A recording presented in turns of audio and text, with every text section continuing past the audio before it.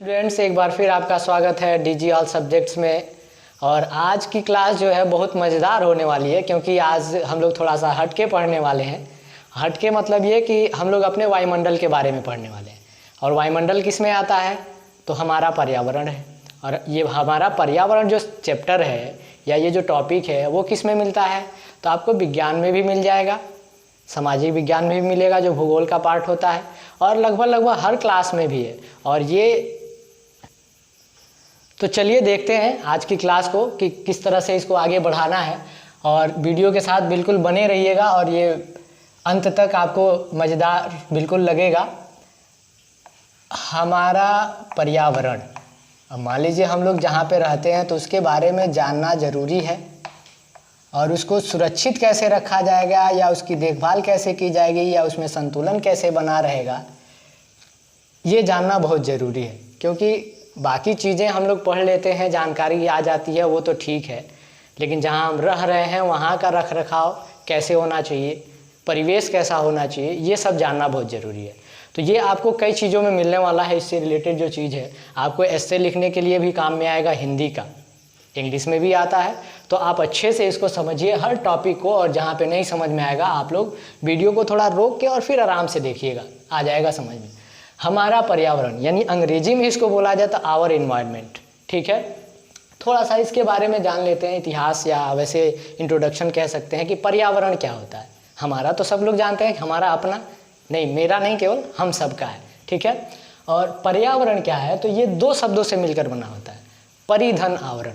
तो परि का मतलब होता है चारों ओर से। अब परि कौन सा आप समझ रहे हैं? सोन परि नहीं, वो वाली नहीं। परि मतलब चारों ओर से, और आवरण मतलब घिरा हुआ, यानी चारों ओर से घिरा हुआ। तो हमारे चारों ओर से जो घिरा हुआ परिवेश है, जो चीज़ें हैं, वही क्या है? पर्यावरण है। और चारों ओर से क्या घिरे हैं? आपको बादल देखने को मिल जाएंगे, पेड़ पौधे देखने को मिल जाएंगे, वायुमंडल है, जीवमंडल है, इस तरह से ये अलग अलग भागों में बटा हुआ है। तो इसको हमें देखना है। तो सबसे मेन ज़रूरी चीज़ है कि हमें अपने जीवन को अच्छे से चलाना है। तो सबसे ज़रूरी जो चीज़ है पर्यावरण से, वो है ऑक्सीजन, यानी वायु, हवा, ठीक है। तो फिर इसके आगे हम लोग देखते हैं ऑक्सीजन। अभी देखिए हाल ही में दो तीन चीज़ों के बारे में मान लीजिए हम लोग पता कर लेते हैं एक तरह से। जैसे आप लोग सुने होंगे कि बहुत समय पहले हमारे पूर्वज ये कहा करते थे कि एक समय आएगा कि पानी जो है वो बिकेगा। अभी पानी की वैल्यू इस समय लोगों को नहीं पता थी, तो वो अंदाज़ा लगाते थे, एक अनुमान ऐसा कहा करते थे। और आज समय आ गया कि पानी बिकने लगा।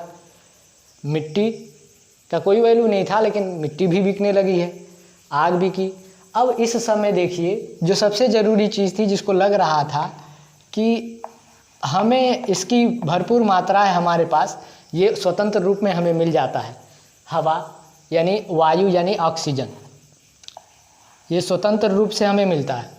लेकिन फिर भी ये कोरोना काल के समय में ऑक्सीजन सिलेंडर की ज़रूरत पड़ रही है। क्यों? ये तो प्रकृति में भरपूर मात्रा में है, लेकिन कहीं ना कहीं कुछ ऐसी चीज़ें हो गई हैं प्रकृति के साथ, जिसके वजह से हमें ऑक्सीजन सिलेंडर की ज़रूरत पड़ने वाली है, यानी हमारा ऑक्सीजन लेवल जो है वो कम हो चुका है। तो ऑक्सीजन हमें कैसे प्राप्त होता है, कहाँ से प्राप्त होता है, इसके बारे में हमें देखना है। और इससे रिलेटेड कुछ प्रश्न भी बनते हैं, जैसे कि पूछा जाता है कि ऑक्सीजन चक्र को रेखा चित्र द्वारा समझाइए, ये प्रश्न बनता है। बाकी इसके बारे में थोड़ा सा और डिटेल हम लोग जानते हैं। तो हम लोग शुरू करते हैं पहले ऑक्सीजन चक्र। इससे समझ में आ जाएगा कि वायुमंडल में ऑक्सीजन की मात्रा कितनी है और बाकी भी चीज़ें क्या हैं। तो ये छोटे से टॉपिक में आप देख सकते हैं इसमें कि मैं एक रेशियो बना दे रहा हूँ, जहाँ पे आपको अलग अलग चीज़ें मिल जाएंगी। सबसे ज़्यादा मात्रा में जो गैस है वायुमंडल में, वो है नाइट्रोजन। क्या है? नाइट्रोजन। कौन सी गैस? Nitrogen gas. और उसकी मात्रा कितनी है?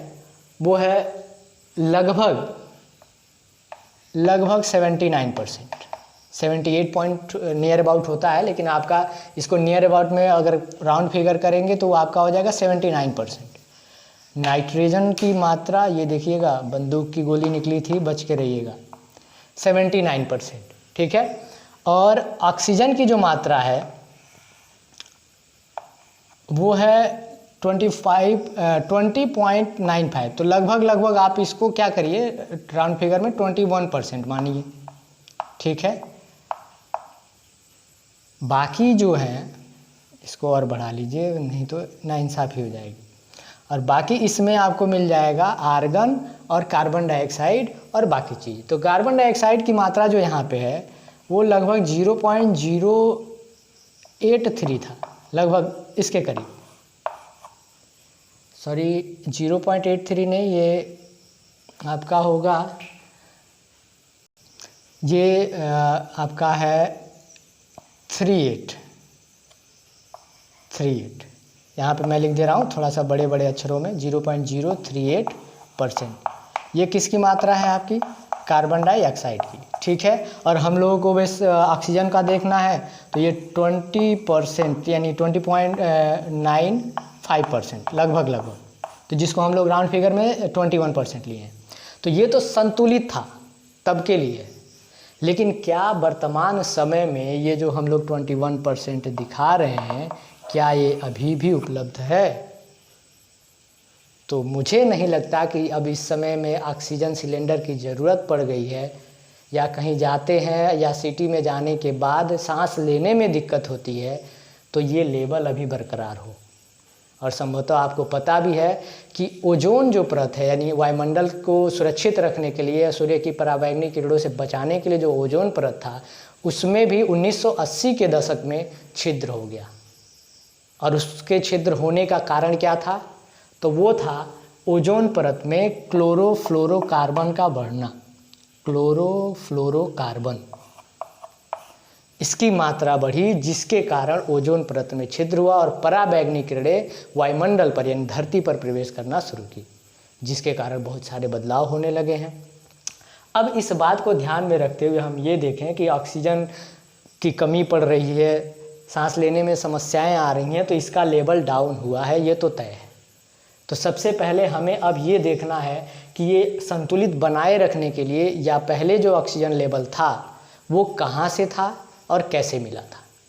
इसके लिए हम लोग देखते हैं एक चार्ट के माध्यम से, जहाँ से आपको ऑक्सीजन चक्र जिसको कहते हैं वो मिल जाएगा।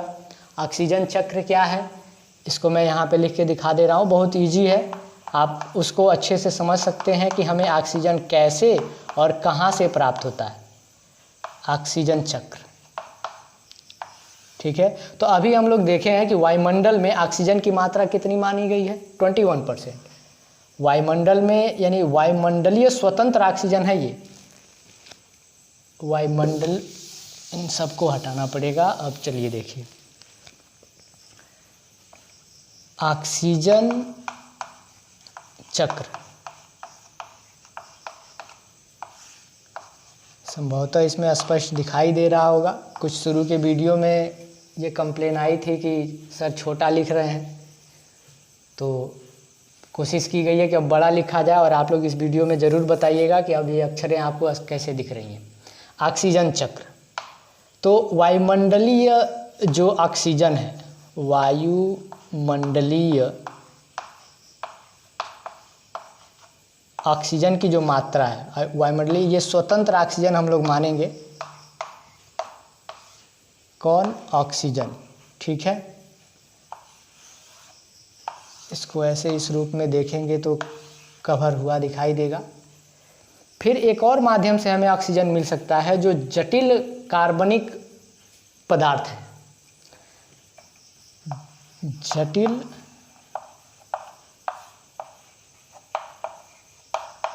कार्बनिक अणु ऑक्सीजन भी कह सकते हैं, या अणु पदार्थ जो हैं, ज़्यादा डिटेल में अभी इसमें जाने की ज़रूरत नहीं। जैसे C6H12O6 क्या है? ग्लूकोज, तो वहाँ से भी ऑक्सीजन हमें मिलता है। तो ये दो माध्यम है जहाँ से हमें ऑक्सीजन मिलता है। वायुमंडल में स्वतंत्र रूप से मिल जाएगा आपको, और जटिल कार्बनिक पदार्थों से मिलता है, जैसे कि आपका C6H12O6 है, ग्लूकोज। अब ये दो तरीके हैं जहाँ से हमें ऑक्सीजन प्राप्त होता है। ऑक्सीजन हम किस रूप में यूज करते हैं? श्वसन क्रिया में, यानी सांस लेने के लिए, ठीक है। तो अगर हम सांस लेने के लिए करते हैं श्वसन क्रिया,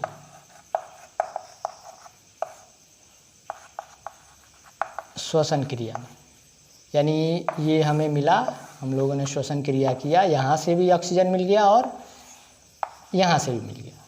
ठीक है, अब श्वसन क्रिया हो गई तो श्वसन क्रिया कौन करते हैं भाई? किताब, कापी, मोबाइल नहीं। श्वसन क्रिया वो करते हैं जो जीव होते हैं, यानी जीव में श्वसन क्रिया होती है, यानी जीव जंतुओं में, जिसमें हम लोग भी शामिल हैं कि नहीं है? बिल्कुल है। तो हम लोग क्या करते हैं? श्वसन क्रिया में हम लोग ऑक्सीजन लेते हैं और ये सबको पता है कि इस क्रिया के बाद, ये ध्यान रखिएगा, जो जटिल कार्बनिक पदार्थ हमें मिले वहाँ से आपको मिलेगा निष्कासन के रूप में H2O, यानी ये है जल। और इस वाले ऑक्सीजन को जब हम लाते हैं तो ये हमारे अंदर से जब बाहर निकलता है तो किस रूप में निकलता है? Carbon dioxide.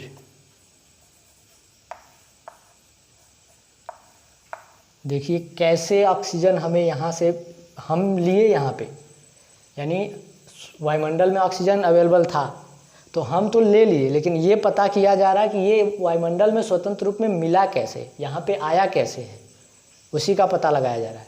तो चलिए हम लोग लेके यहाँ पे शुरू किए तो क्या क्या मिल गया? जल प्राप्त हो गया, ये जटिल कार्बनिक पदार्थों के माध्यम से था, और ये ऑक्सीजन जो हम श्वसन क्रिया में लिए थे वो किस में बदल गया? कार्बन डाइऑक्साइड में।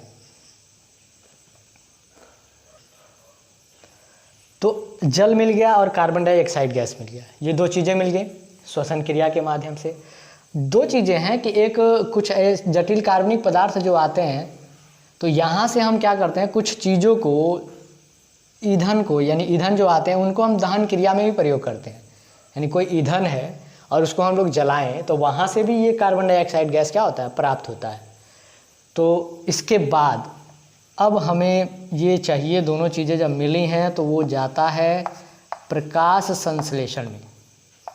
प्रकाश संश्लेषण,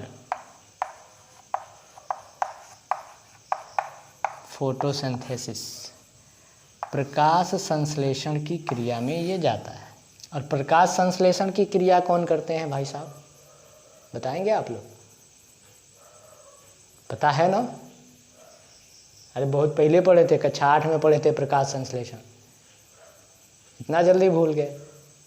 चलिए ठीक है, भूल गए हैं तो याद दिला दिया जाता है। प्रकाश संश्लेषण यानी पौधे अपना भोजन प्रकाश संश्लेषण में ही पूरा करते हैं। यानी उनके पौधे अपना भोजन कैसे बनाते हैं? तो प्रकाश संश्लेषण की क्रिया द्वारा। यानी पौधों का भोजन तभी तैयार होगा जब उन्हें प्रकाश मिलेगा। और कौन प्रकाश? अपने गांव का क्या, या आपके मोहल्ले में जो रहता है? नहीं, वो जो सूर्य की रोशनी से मिलता है वो वाला प्रकाश। अब प्रकाश संश्लेषण में जब पौधे क्या करते हैं कि प्रकाश की उपस्थिति में जल, कार्बन डाइऑक्साइड के साथ अपना भोजन तैयार करते हैं। तो जल जो है, पौधे, हरे पौधे जो होते हैं वो किससे लेते हैं? जड़ों के माध्यम से। ये जो जल है यहाँ से जो प्राप्त हुआ था, ये पौधे, हरे पेड़ पौधे जो थे वो जल अपने रूट के माध्यम से ले लिए, यानी जड़ों के माध्यम से। ठीक है, अब क्या है, फिर वायुमंडल में कार्बन डाइऑक्साइड भी बचा हुआ है तो ये फिर पौधे ले लिए। अब ये दोनों चीज़ें ये यहाँ पे प्राप्त हो गई और इनका भोजन तैयार हो गया। किनका? पौधों का। पौधे अपना भोजन तैयार कर लिए। तो जब पौधे अपना भोजन तैयार कर लिए तो आप सभी को पता है कि पौधे कार्बन डाइऑक्साइड ग्रहण करते हैं और ऑक्सीजन बाहर निकालते हैं। यानी यहीं से ये जो साइकिल चली थी फिर वापस ये साइकिल यहाँ से क्या होती है? ट्रांसफ़र हो जाती है। यानी प्रकाश संश्लेषण की क्रिया में जब पौधे अपना भोजन तैयार कर लेते हैं, उनका काम पूरा हो जाता है, यानी कार्बन डाइऑक्साइड ग्रहण कर लेते हैं, तो फिर वो बाहर क्या निकालते हैं? Oxygen gas. और वही ऑक्सीजन फिर वायुमंडल में घुल जाता है और हमें फिर वो ऑक्सीजन सांस के रूप में प्रयोग करने के लिए आ जाती है। कभी देखिएगा पेड़ पौधों के पास से अगर गुजरिएगा तो जब हवा चलती है तो कितना मधुर लगता है, बहुत आनंद आता है। लेकिन कहीं पेड़ पौधे नहीं हैं और वहाँ पे अगर धूप हुआ है तो वहाँ उसका मज़ा अलग होता है। आप लोग फील किए होंगे, उसको चेक कर लीजिएगा एक बार और। तो इस प्रकार था कि हमें ऑक्सीजन कैसे प्राप्त होता है। ऑक्सीजन कैसे प्राप्त होता है? तो पौधों से। ये ऑब्वियस चीज़ है, सभी लोग को पता है। लेकिन ये प्रोसेस है जो हमेशा चलता रहता है, इसी को बोलते हैं ऑक्सीजन चक्र। Oxygen cycle. जिस प्रकार जल चक्र होता है, जल चक्र में क्या होता है कि जब बर्फ़ पानी बनता है, पानी से वाष्प बनता है, फिर वाष्प क्या होता है, पानी बनता है, फिर बर्फ़ बनता है। तो ये सारी प्रक्रिया हैं, ये साइकिल चलती रहती है। तो ये प्रोसेस यहाँ पे है, जिसके वजह से वायुमंडल से स्वतंत्र ऑक्सीजन हम सांस के रूप में लिए, कार्बन डाइऑक्साइड गैस के रूप में बाहर निकाले। यही कार्बन डाइऑक्साइड गैस पौधे प्रकाश संश्लेषण की क्रिया में लिए और यहाँ से फिर ऑक्सीजन वापस दे दी। तो मेन मुद्दे की बात यह है कि ऑक्सीजन लेवल जो कम होने का कारण क्या है, ऑक्सीजन की मात्रा वायुमंडल में कम हुई, उसका कारण क्या है? तो आपके सामने ही है एक ये चीज़ कि जो हम ईंधनों का दहन के रूप में प्रयोग करते हैं, ईंधनों का दहन, मतलब हम लोग क्या करते हैं, तेल हुआ, पेट्रोल, डीजल, पेड़ पौधे, लकड़ियाँ जो हम लोग जलाते हैं तो वो दहन क्रिया होती है। किसी चीज़ को जलाना क्या है, दहन क्रिया है। तो जब जलाते हैं तो उसमें से भी कार्बन डाइऑक्साइड गैस निकलता है, तो ये भी मिलता है यहाँ पे। तो प्रश्न ये था कि ऑक्सीजन कम क्यों हुआ, ऑक्सीजन की मात्रा कम क्यों हो रही है? तो सबसे बड़ा कारण क्या है, हरे पेड़ पौधे। क्या ये ज़्यादा हो गए इसके वजह से कम हो गया है, या कम हो गए हैं इसके वजह से कम हुआ है? क्या लगता है? हरे पेड़ पौधे की मात्रा क्या हुई है, कम हो गई है। इस कारण ऑक्सीजन लेवल क्या हो रहा है, घटता जा रहा है। और जाहिर सी बात है, आज जहाँ देखिए बड़े बड़े जंगल थे वहाँ पे काट के घर बनाए जा रहे हैं, ये सब कारण है। तो ऑक्सीजन लेवल को बढ़ाना है, यानी ऑक्सीजन की मात्रा को संतुलित बनाए रखना है, यानी 21% तक ला के एकदम स्टेबल रखना है। तो हमें सबसे ज़रूरी चीज़ ये है कि हमें क्या करना होगा, अधिक से अधिक पेड़ पौधों को लगाना होगा और ईंधनों का दहन कम करना होगा। यानी मतलब हम अगर कम से कम लकड़ियों को जलाएं, यानी जलाने धुआं कम करें, तो कार्बन डाइऑक्साइड की मात्रा कम हो जाएगी, तो ऑक्सीजन लेवल ठीक हो जाएगा, सांस लेने में दिक्कत नहीं होगी, प्रदूषण कम हो जाएगा। वायु प्रदूषण का मुख्य कारण क्या है, कार्बन डाइऑक्साइड गैस। और कार्बन डाइऑक्साइड गैस बढ़ क्यों रहा है, तो हम लोग ज़्यादा चीज़ों को क्या करते हैं, कोई भी चीज़ है लाओ और उसको जला देते हैं। और इसमें सबसे बड़ा कारण वो बन रहा है प्लास्टिक जलाते हैं तो उससे क्या निकलता है, कार्बन डाइऑक्साइड तो छोड़िए, सल्फर डाइऑक्साइड गैस निकलता है। और मुझे नहीं लगता कि उससे जहरीला कोई गैस है, बहुत ही जहरीला गैस है वो। तो इस बात का हमेशा ध्यान रखें। इसीलिए प्लास्टिक पर रोक लगाए जाते हैं या उसको कम से कम प्रयोग करने के लिए कहा जाता है, यही कारण है, ताकि हमारा पर्यावरण क्या हो, सुरक्षित रहे। तो इस बात को आप ध्यान में रखिए। और ये जो चीज़ें हैं, जो भी टॉपिक है, जो भी पॉइंट है, आपको अलग से भी क्लास आपको हर चीज़ में मिलता जाएगा। जैसे कुछ चीज़ें होंगी आपको नहीं समझ में आएगा, श्वसन क्रिया क्या है, श्वसन क्रिया क्या है, सिंपल भाषा में समझिए, सांस लेना, ऑक्सीजन अंदर लेना, ऑक्सीजन ग्रहण करना ही क्या है, श्वसन क्रिया है।